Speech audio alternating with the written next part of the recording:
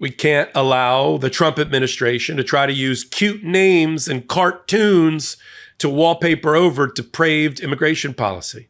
We've seen it with the Alligator Alcatraz. That's the official name of this inhumane detention center, concentration camp in the middle of the Everglades in Florida. I'm going to touch on new developments there, including a new order stopping further construction of it.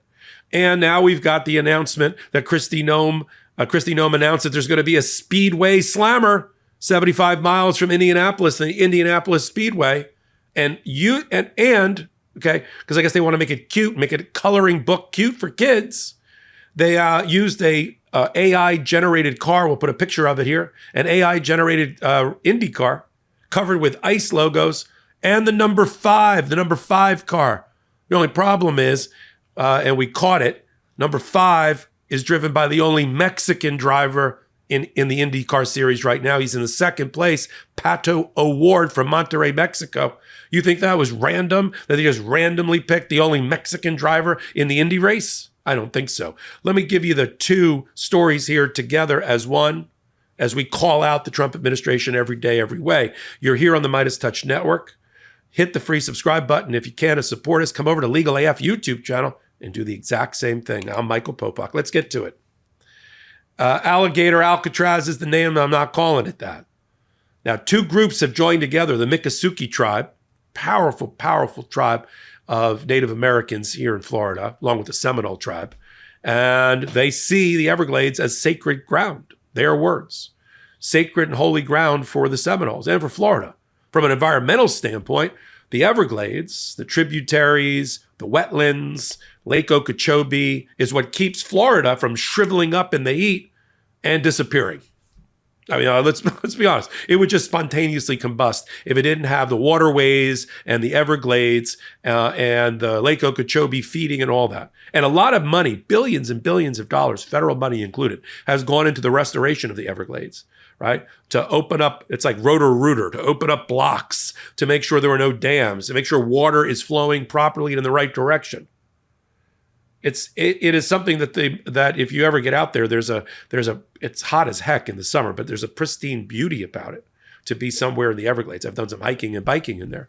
But what I haven't done is been penned up in a concentration camp with no air conditioning in the middle of the summer with no hurricane plan with mosquitoes and alligators. And that's what's going on there. So there's two lawsuits about Alligator Alcatraz. About the ICE detention center in the Everglades. One is going to have a hearing on the 18th of August about the underlying human rights violations, the civil rights violations, the constitutional violations, cruel and unusual punishment, and all about operating that facility where more than 1,000 people, give or take 100 or two that may have been removed already, are being housed. Again, no air conditioning, improper sanitation, and all that. This lawsuit I'm telling you about now with Judge Williams is about the environmental impact that was never properly assessed by sticking a concentration camp in the middle of the Everglades. So the Friends of the Everglades and the Miccosukee tribe got together and filed the suit. And now Judge Williams has put a stop, at least for the next 2 weeks, to the further construction to build 3,000 or 4,000 more beds in the Everglades. You may remember Judge Williams, I talked about her just a few weeks ago. She was the judge, and it was affirmed by the United States Supreme Court that ruled that Florida could not create its own body of criminal immigration law. They were starting criminalizing anybody, state crime, if you came into the state in an undocumented status. Okay. We have a concept, I guess the Attorney General for Florida fell asleep in constitutional law class during this, but we have a concept called preemption and ouster. When the federal government and Congress has spoken in a certain area and a certain subject matter, they reign supreme. And you can't regulate as a state that same area. Now, the other areas that the feds are not regulating, that's all you states under federalism and the 10th Amendment.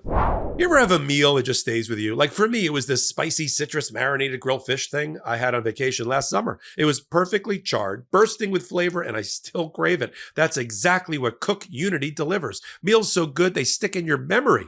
Cook Unity was made for adventurous eaters with countless global cuisines from more than 160 award-winning chefs. Explore an ever-expanding menu of small batch meals tailored to your lifestyle, dietary needs, and cravings, and get them delivered right to your door. My go-to, Chef Andres Mendez's chicken pibil bowl with passion fruit. perfectly juicy protein. That sauce I could drink by the spoonful and made with humanely raised meat and organic ingredients when possible. It feels like savoring, not sacrificing, and I have more energy all day. These are handcrafted meals from Food Network alums, James Beard Award winners, and acclaimed restaurateurs, never frozen, ready in as little as 5 minutes, and at a fraction of restaurant prices. Get what you're craving. Try the freshest, best tasting meal delivery made by your favorite celebrity chefs. Go to cookunity.com/legalAFFree or enter code LegalAFFree before checkout for free premium meals for life. That's free premium meals for life by using code LegalAFFree or going to cookunity.com/LegalAFFree. Terms and conditions apply. Go to cookunity.com for details. So we have a body of immigration law. We have a code related to it. Part of it's criminal, part of it's civil, but we have a code. And Florida can't make up its own, just like the other 49 states can't do it. So Judge Williams struck it down and said nobody can be arrested under this unconstitutional statute while it's up on appeal. Well, the Attorney General for Florida, Mr. Entmeyer, didn't like that. So he gave out an order to his underlings, to people in different departments and agencies and law enforcement in Florida, and said, well, that's what the judge ruled. However, I don't really have the power to tell you what to do. The judge found out about that, found Entmeyer in contempt, which is what she was supposed to do. And I think 26 or 27 people were arrested under this unconstitutional law. I think they've been released. Supreme Court gets a hold of it, U.S. Supreme Court, and in a rare ruling that we can get behind, ruled in favor of Judge Williams that Florida can't create its own criminal immigration law. So that's Judge Williams.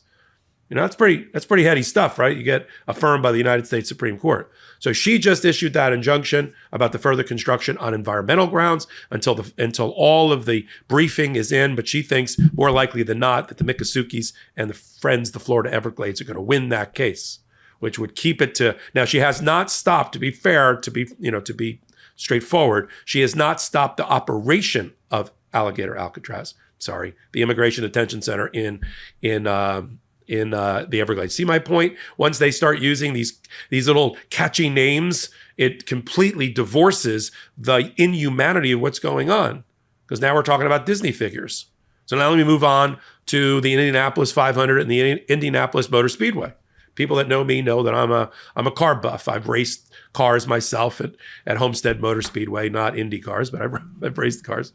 And I like cars. And I generally like motorsport. So I was beside myself, along with the family that owns the Indianapolis Speedway, when ICE and Kristi Noem and Donald Trump decided to come up with another cutesy. Again, it's like it would be the equivalent of when we, as a scar on our history, put Japanese Americans and German Americans in concentration camps during World War II in internment camps.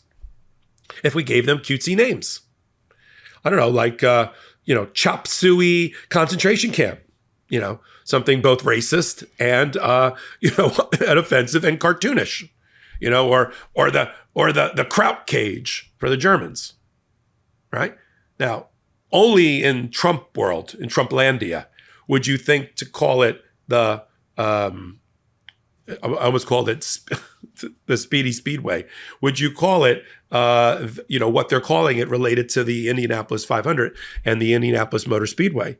So they're using this inappropriate Speedway Slammer with a artificially created, an AI created, CGI created Indy car.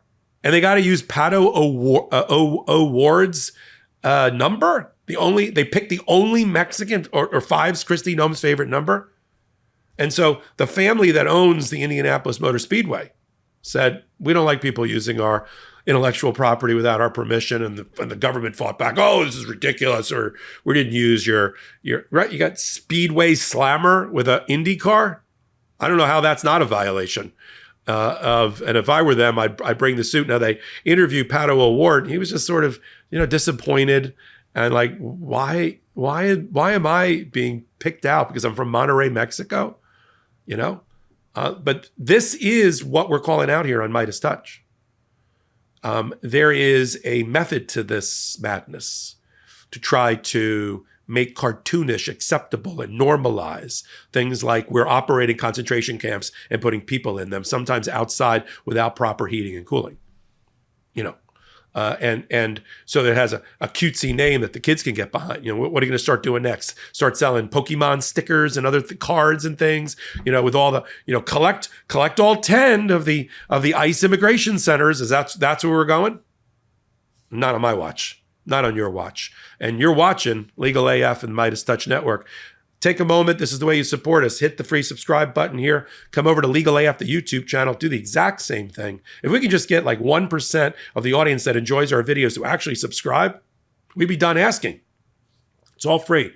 No paywall. We have no corporate partners. We have no corporate parent. We have no outside investors. This is the way you support what we're doing. So until my next report, I'm Michael Popok. Can't get your fill of Legal AF? Me neither. That's why we formed the Legal AF Substack. Every time we mention something in a hot take, whether it's a court filing or a oral argument, come over to the Substack. You'll find the court filing and the oral argument there, including a daily roundup that I do called, wait for it, Morning AF. What else? All the other contributors from Legal AF are there as well. We got some new reporting. We got interviews. We got ad-free versions of the podcast and hot takes. Where? Legal AF on Substack. Come over now to free subscribe.